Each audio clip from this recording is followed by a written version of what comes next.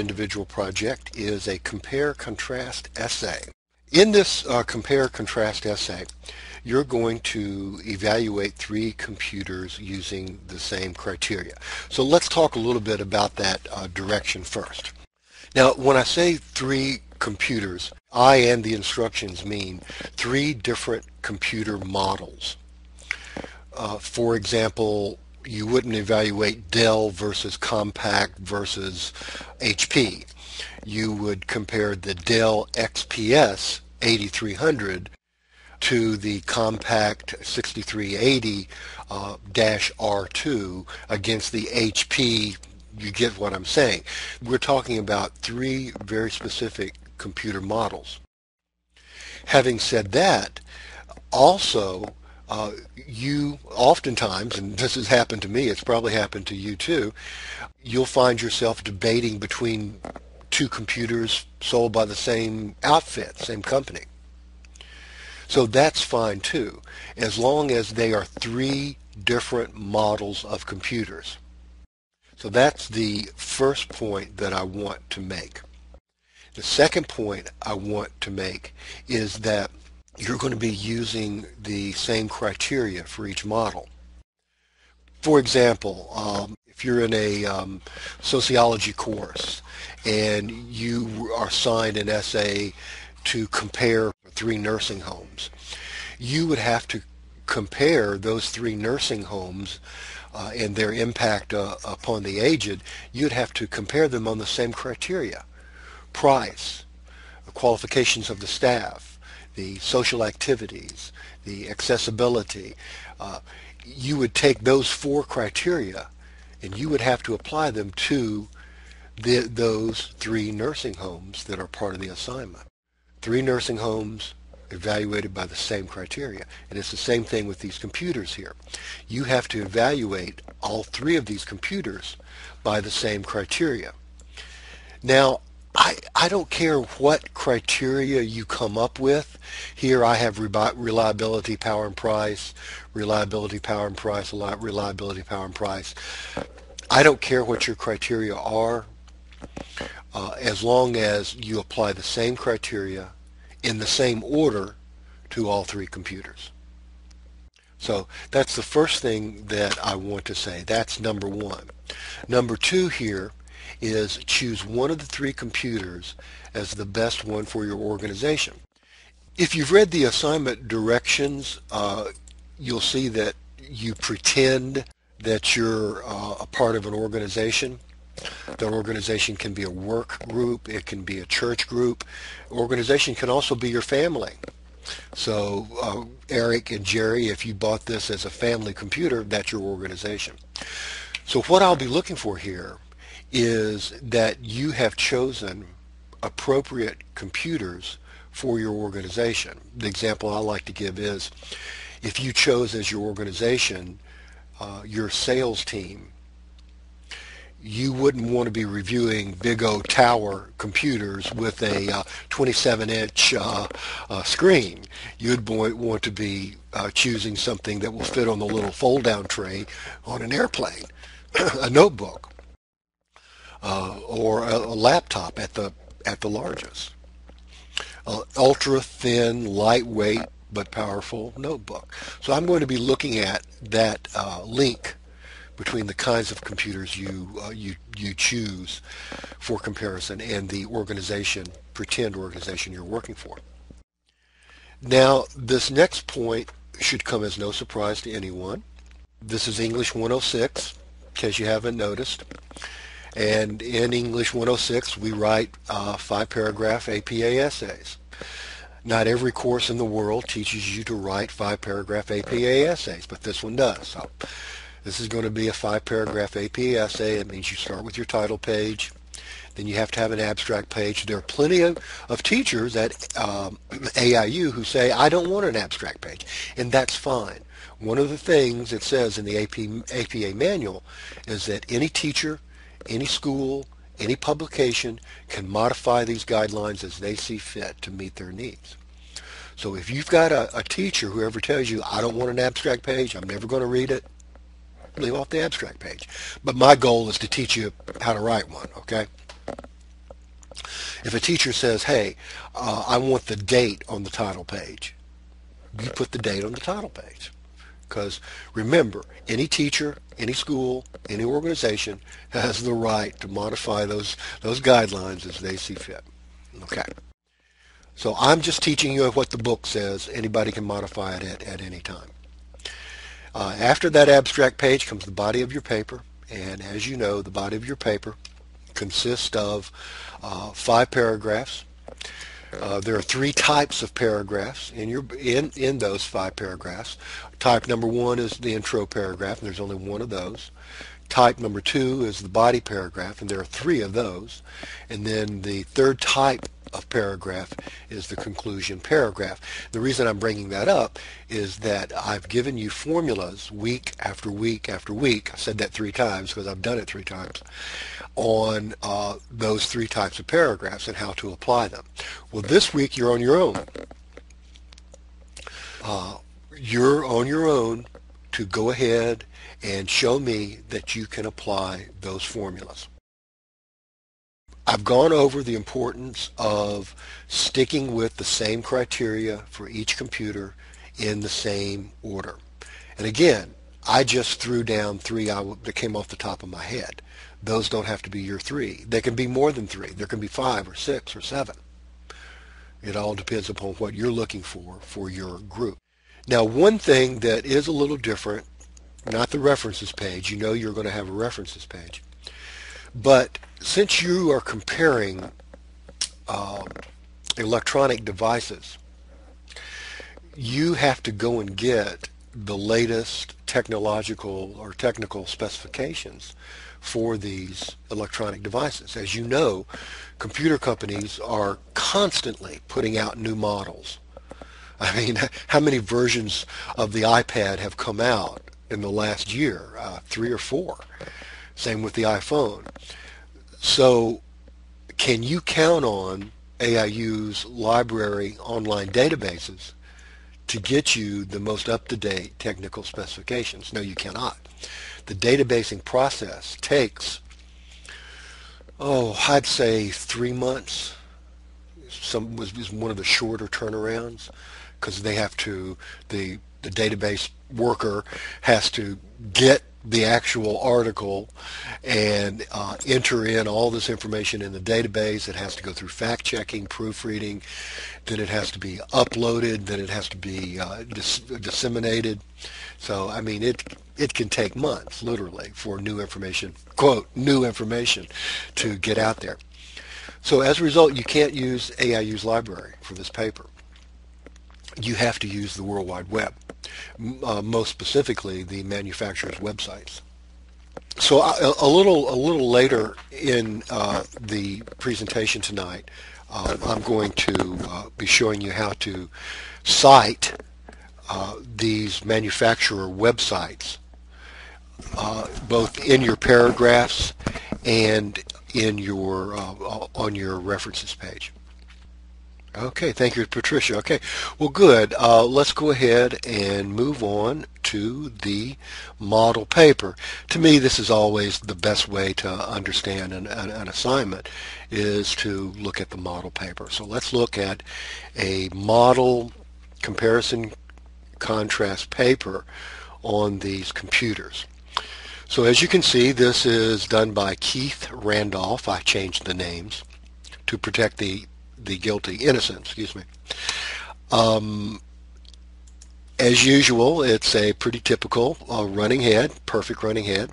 The words running head in mixed case followed by a colon, space, and then a shortened title, some combination of 2 or 3 or 4 words that make sense.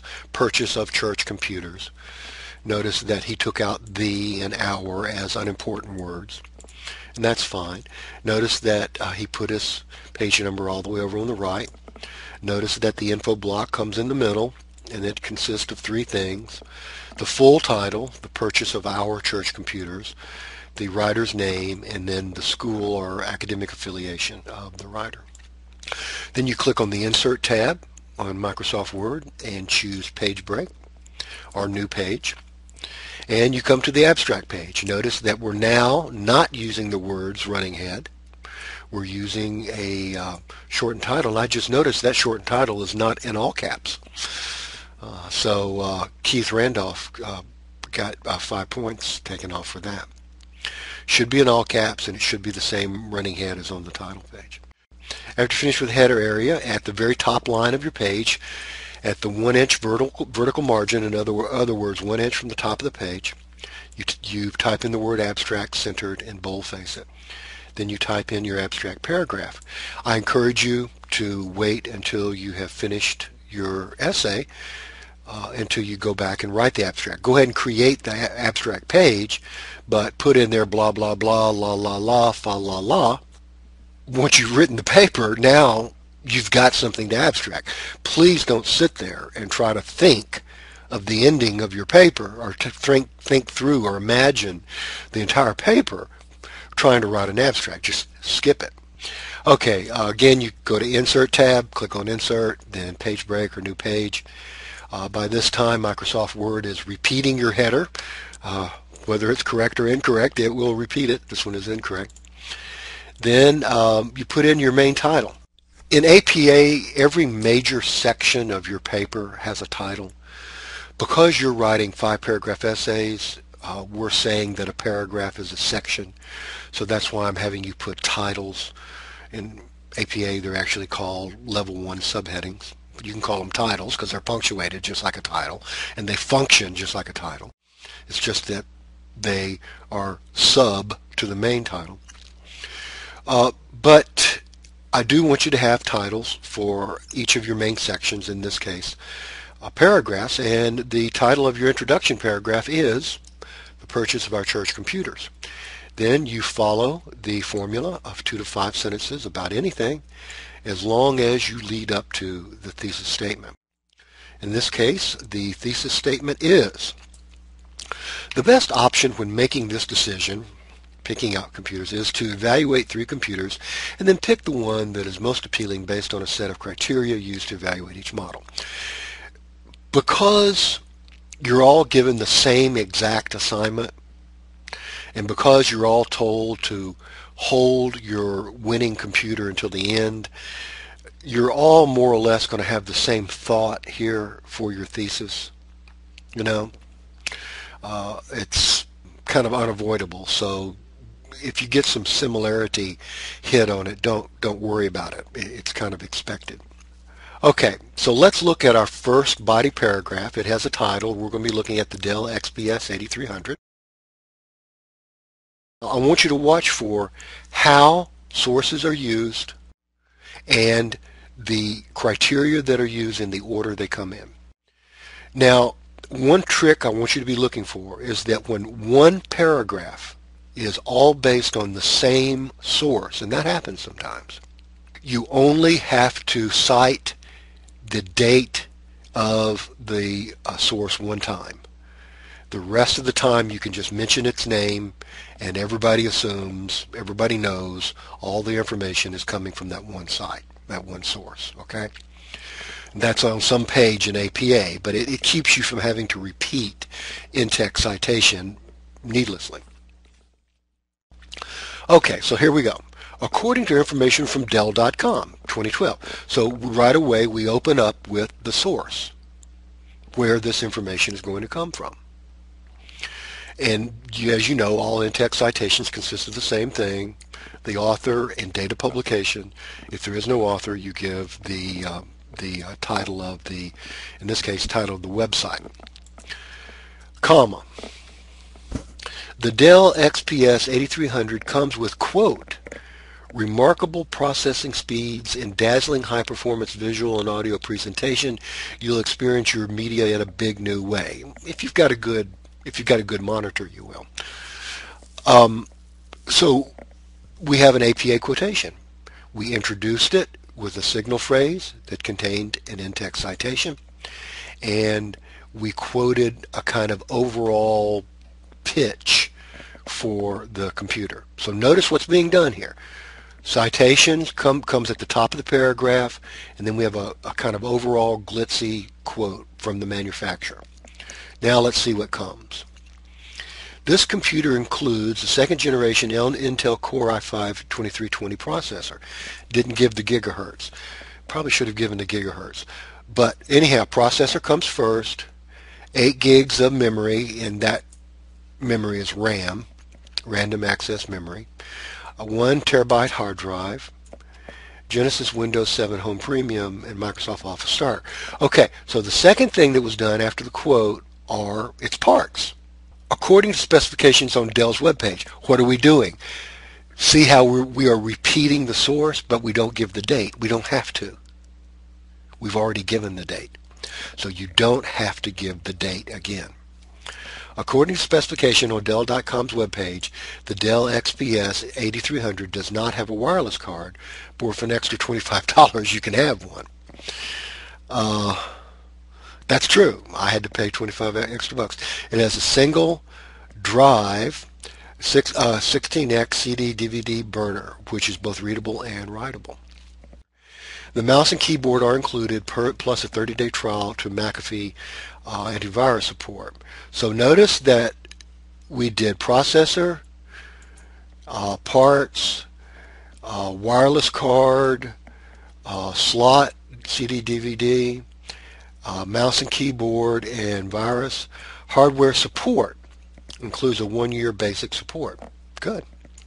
The Dell XPS, and Dell does come with a 1-year warranty. Dell XPS can be purchased at Dell. Price comes last, $749. For you'll get a total savings of $150, which will drop. Yeah, they always jack up the price and try to fish you in with a get this savings today. Well, they always have a savings.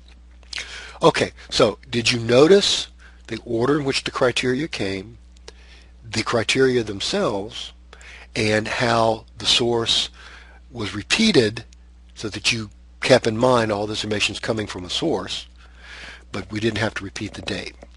Okay, so let's see if we can mirror that structure in the next paragraph, which is on the HP Pavilion P7. HP.com 2012 states, so we're opening the same way, aren't we? We're putting the in-text citation up top with a signal phrase that introduces a quote about the computer. The redesigned HP Pavilion P7 series PCs let you work, play, and do more than ever before. With its cool look, faster processors, and bigger storage place, it's the perfect PC for any home environment. So there's your glitzy quote. The computer includes a second generation Intel Core i5-2400 quad-core processor compared to, what was the one up here, 2320. So it's a little bit faster a processor on the HP, which is generally true. They get a memory-free upgrade from a 4 gigs to 6 gigs. Ooh. So you're losing 2 gigs when you drop down to HP, but notice everything's in the same order. A hard drive free upgrade from 500 gigs to 1 terabyte. It's a 1 terabyte computer, come on, free upgrade. Genesis Windows 7 Home Premium Office Starter. The webpage for HP Pavilion does not list a wireless card, but you can purchase one for $20. So notice how everything's coming in the same order. This wireless card is $5 cheaper. This computer includes the Super Multi DVD burner. Doesn't say whether it's readable and writable. Well, so if it's a burner, it is writable, isn't it? What am I thinking? The mouse and keyboard are included. There is no security software. So see how it's going in the same way. A limited warranty has to be purchased, where it comes free with Dell. The HP Pavilion can be purchased. So you see how the same criteria come in the same order. You see how the name of the source is repeated, but the date is not. Gateway. Okay, Gateway.com 2012 stated. Gateway stated, there's your quote, there's your Intel Quad i5. See how they all use the same darn processor? 8 gigs of memory, 1 terabyte hard drive. I bet you the RAM and the hard drive were made by the same people. You know the Windows was made by the same people. This computer tower does not include a CD, DVD player, or burner. Are you kidding? God, why buy it? Why, God, that makes no sense whatsoever. Mouse and keyboard, well, good. I'm glad. Does it have a monitor? No, these are towers. It has no security software included. It has a 1-year parts and labor limited warranty. Well, labor's good. DX can be purchased for $5.99 without a slot drive. I have no thanks. Okay, the computer choice. So in your conclusion, you want to make your choice and tell why you chose it. After the research and talking to the church board, we've come to the conclusion that the Dell XPS 8300, as I did, will be the best buy for the church. But I got an HP monitor. The board liked the Gateway and the HP. Both have been proven reliable. However, the big drawback was the HP didn't come with any type of warranty. That would be a drawback. The Gateway does not come with a CD, DVD player. So after all the considerations, the Dell would be the best buy. So there you go. Okay, let me show you these web references. Now, when you go to these manufacturer websites, you're going to find that they're, it's company marketing copy. So they're, there's a department that writes all their marketing copy. So and web copy. So they're not going to find any authors. So you're going to use the title of the web page as your author. Remember, whenever you always put the author first, but when you don't have an author, you use the title. In this case, the title is the title of the web page, your publication, and then you put in, and this tells you the website where it was found. You do have to put the retrieval date because web pages change so fast. APA wants you to document the actual date when you access that web page. And then you have to put the full URL. You should be able to put that URL in a web browser, and it should take me directly to that web page. And let's see if it does that. Yes, it does. So as you can see, the title of the web page, and I know it's the title because it's the largest type on the page, making it the title. That's the title of the web page, and you're going to find the copyright date. You find the copyright date on web pages all the way at the bottom of the page. Let me increase the size of this, and we'll take you down there to the copyright date. And as you see, you don't have to put anything but the 2012. The 2012 is all that you're looking for. Most likely you're not going to see a day or a month. So you're looking strictly for that 2012.